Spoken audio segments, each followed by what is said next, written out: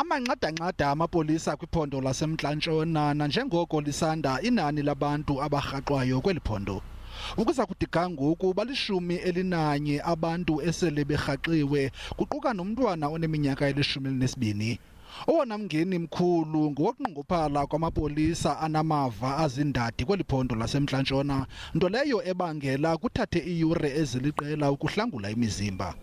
Amapolisa alumkise uluntu ngakumbi abo bangakwaziyo ukudada ukuba badlalele kude namanzi. It's a great concern for us. Surprisingly, it's only a child that is involved. The rest of the cases, people who actually drowned are adults. So we wonder as to what is happening. Uluntu ke lucebisa lenjenje. Even by a swimming pool, there must be a visitor to check after the child, because the child is not learned to swim properly. And then by the river is the same problem. The mother and father are there, but there's no visitor to check the child.